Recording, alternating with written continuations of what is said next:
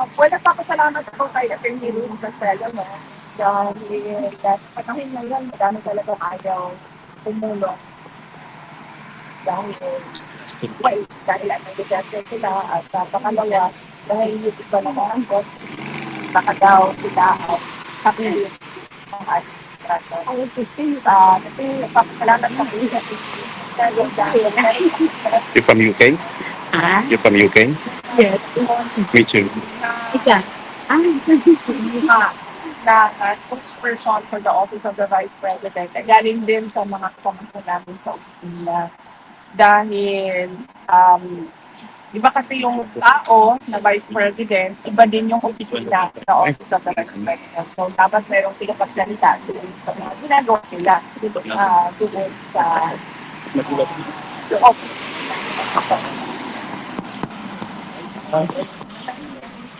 May pasabang tao bayan na iba sa PRD sa Pagod pala kayo, sir, sa taas.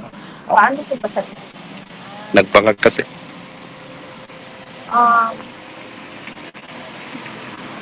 siguro let's take it one day at a time. Oo. Sa kaso, based on the findings sa jurisdiction. At in the meantime, mabigyan din siya ng interim release habang nagtatalo yung mga abogado at prosecutor dyan sa loob ng korte. Mabigyan siya ng interim release dahil sa edad niya. At dahil sa kanyang kalusugan. So, hindi ko talaga siya mabigyan ng definitive timeline. Hindi ko lang alam kung kaya masagot ng abogado kung merong definitive timeline at kung gaano kataas yung chances na makauwi si dating Pangulong Duterte sa Davao City. So, sinabihan ko na rin si Atty. Kaufman na kung pwede, he makes himself available sa media para masagot yung mga tanong ng mga kababayan natin at mga supporters ng Bagong Pangulong. Ibig sa ability ni PRD ba?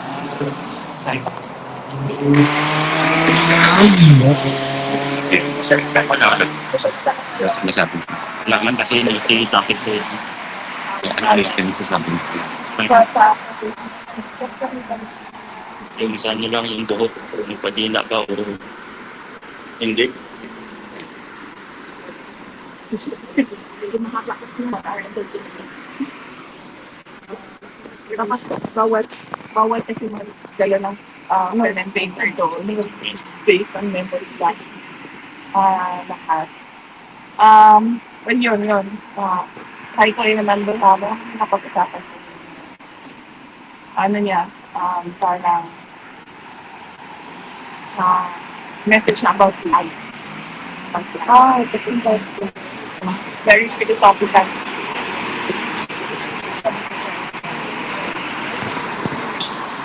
Sinasala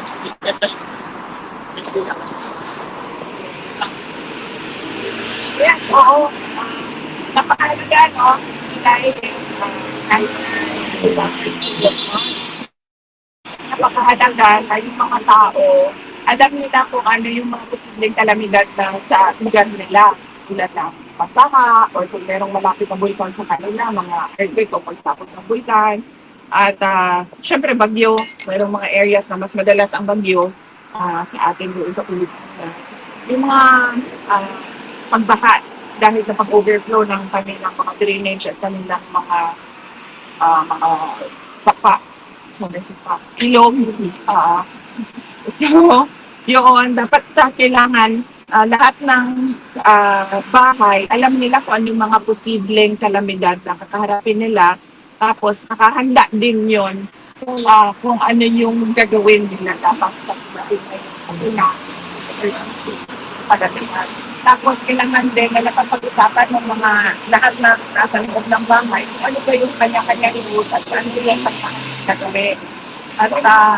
At mahalaga din na nagpagula yung kanilang emergency kit, yung bag na tinatawag na para pag nandyan na yung emergency, hilain na lang nila yung full bag at secure sila about 3 to 5 days, no? Gamit yung go bag nila. At yung Office of the Vice President, andyan pa rin yung Disaster Operations Center namin. Ito yung in-institutionalize namin no, sa loob ng OVP. Isa na talaga siyang center kung saan meron talagang mga tao na nakatutok sa mga emergencies and calamities na naka-devolve din yung iba doon sa mga satellite offices namin sa iba't ibang probinsya para mas mabilis yung galaw nila. Yun nga lang, limited kami sa budget namin sa pamimigay ng disaster kit, no, at tulong. Kaya yung mga iba, meron tayong mga kababayan at gusto tumulong. Sinasabihan namin sila na kung pwede, i-direction na lang nila doon sa local government unit at sa local disaster council kung saan sila gustong tumulong. So, disaster prone talaga ang Pilipinas. Kaya dapat din talaga malaki yung budget natin sa disaster risk reduction and mitigation, preparedness, and response. Hindi. Kasi the other legal Well, I do not know. Kasi Nasa hik, alam pa, no? Ay, ma. Ricky, totoo ba yung sabi nila na Philippines yung deposit mo na mayroon na 20%. tax? Totoo ba yun? Yes. bill ka ba siya? It's a law already. Batas na siya. Batas na siya. So, kung ano niyo po, Ano siya, yung capital, yung interest na ang pagpupunta? Interest. Interest, 20%. so wala ka nag-interest bali. Tapos na. Basta sa tax. Ma'am, last question ng community. Last question from the Philippines. It's up to you to answer the question. I don't know if you have seen the presented document for September for the defense. If so, is it possible to share what is your opinion on the presented documents, the position para this? Yung sa confirmation ng charges, wala po ako back access sa documents ng documents. As I sinabi ko po kanina, sinabihan ko namin si Atty. sa Philippine media. In fact, not just sa Philippine media, sa lahat ng media outlets interested na magtanong tungkol sa kaso ni dating Pangulong Duterte. Thank you very much. bukas. Tapos sabi niya, bakit ka pupunta? Sabi ko, kahit walang pumunta, ay magre-rally pa rin kami. Kahit walang makikinig sa amin, magsasalita pa rin kami. Wala kaming pakialam kung may tao or walang tao na darating, magsasalita pa rin kami sa ginawa ng BBM administration at ng ICC at kung ano yung ginagawa sa kaso niya at sa kanya. At ang sabi niya, well, that is, hindi thoughtful ang term na ginamit niya kanina. Pero ang message is, well, that is thoughtful. Yun yung, pero hindi thoughtful ang ginamit niya na term. Kalimutan ko lang. So, yun. Next week, VP, may bisita pa rin kayo? Next week? Opo. Meron pa rin. Monday, Tuesday, Wednesday. Monday, Tuesday ako and then Wednesday si Manila. Ma'am, may nagpapatanong po dito. Ano daw po ang reaksyon nyo na naging third nominee po ng Tingog Party List, yung asawa po ni Romualdez. Tatlo na po sila sa Congress. Anak niya, asawa, tapos si Romualdez. That is a question best answered by other party lists, no? Dahil sila yung merong interest sa ganyan, dahil sila yung merong mga nominees, 1, 2, 3 nominees, no? So, merong iba dyan ng mga party lists na maybe inalaw or hindi inalaw ang kanilang mga nominees. Kaya sila yung mas karapat dapat na mag-question about sa pag pag-appoint ng isang member ng party list to the seats. You know, Ma'am, how do you assess PRD? I mean, few days bago aalis na naman kayo, how do you assess him by and large? Okay naman siya. Paniwala ko kung pwede lang siya umaten bukas, atin yun bukas. Yeah, okay lang siya. Oh. nakakakain na siya. Hindi ko siya tinanong pero tinanong ko yung guard na kasama ko kanina na nag-escort sa akin palabas. Tinanong ko siya kung actually yan na lang yung tanong ko sa kanila lagi pag lumalabas ako, pwede bang magdala ng pagkain para sa kanya kasi alam ko sigurado ako, hindi lang niya binabanggit na miss talaga yung kanang munggus ba? Munggus, inunood. At nagsabi na naman ulit na hindi daw pwede. Pero sige lang, tulad ng paggagawa ng rally kahit walang tao, hindi ako mapapagod na mag-usap kung pwede ba magdala ng pagkain. Baka dumating ang isang araw na magsabi na sila na sige, magdala ng Salamat sa salamat sa tulong ninyo, sa dasal ninyo, sa suporta ninyo. Meron dito mga hindi tiga Netherlands, hindi tiga Hague, pero pumunta kayo dito, gumastos kayo ng pera para magpakita ng suporta kay dating Pangulong Duterte. Sabi ko nga, at yun din ang sabi ni Senator Aimee, di ba? Pareho kami lang sinasabi. Hindi ito about the person. This is not about President Rodrigo Roa Duterte. This is about a Filipino that was illegally taken from his country and brought to another country for detention. Ano yung mga Sure. Gusto na member. Oo. Nagsabi siya bawal daw sa mga lawyers na pag-release o kumuha man lang ng picture ng kanilang clients at pag ginawa niya daw yun ay baka din siya as lawyer. Mansayan. Things a question as a human being. Where do you get your strength to keep going every single day with all these issues and all these problems? What keeps going as a person? Miss Universe. That is one matter as well that we discussed earlier, but not about the strength to go on. It was about life and death. And then I told him, because he was somehow last Duterte! Somehow giving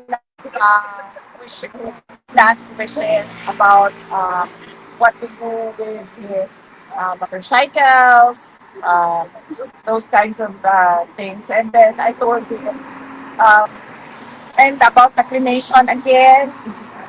So I told him that it is not a problem with me because life and death is a matter of fact.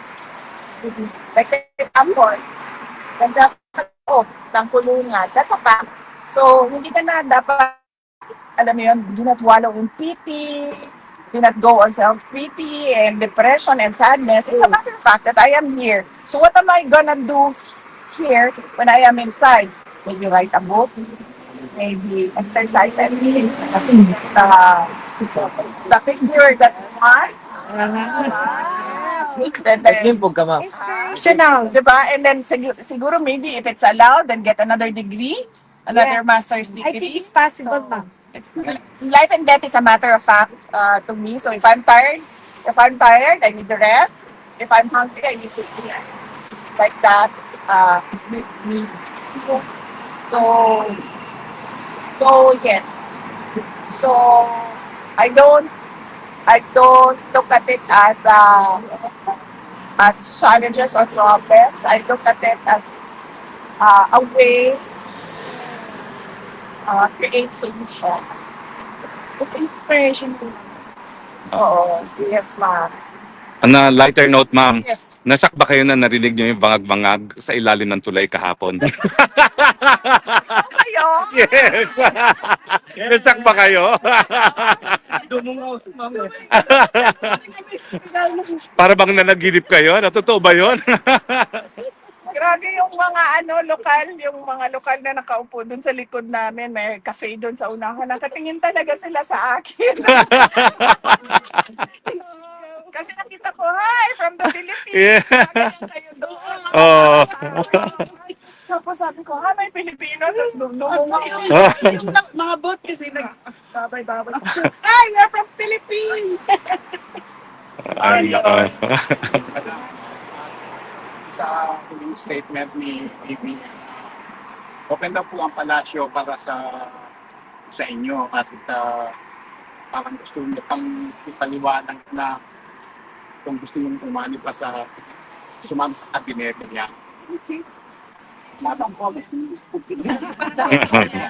Sige po, okay lang po. Salamat po. Okay.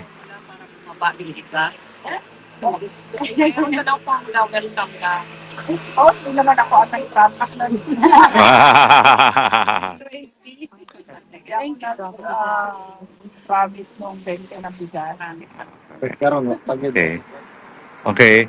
Do we have first timers? First timers? Ayun, first timers, let's give them priority muna. Ma'am, few minutes for picture. You have few minutes. Okay. Okay, mga first timers, tara na. First timers. First timers. Oo nga, ang saya-saya. Hi, attorney. Yan. Dito ang pila po. Pila doon. Doon na kayo pumila. Pila kayo doon. First timers, pila doon. Doon. First timers. Yan. Yan. Diyan. Dito po ang pila. Yan.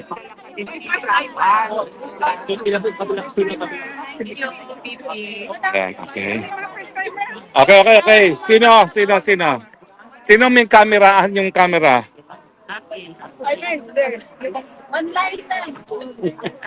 Okay. Kaninong camera yung mga first timers? Yan na, okay. Ready? Let's go. First time mag-gabi.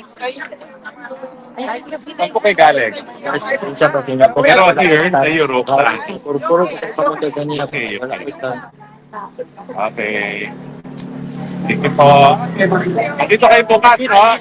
Bukas na dito kayo. Nanginginig yung kamay ko.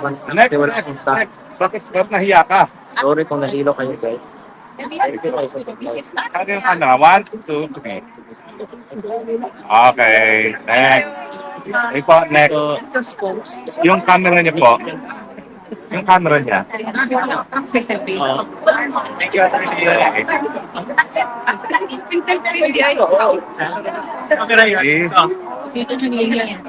Ito po. Okay, ready, set, go. Okay. Itong cameraman, ha? Thank you. Next. Next. Si Flying Arrington King. Hi, baby. Where the brothers? Bring the picture. It's the other brother. Here. Right here. Other brother. Okay, next. Ma'am. Where are you from? Ma'am Kian. Okay.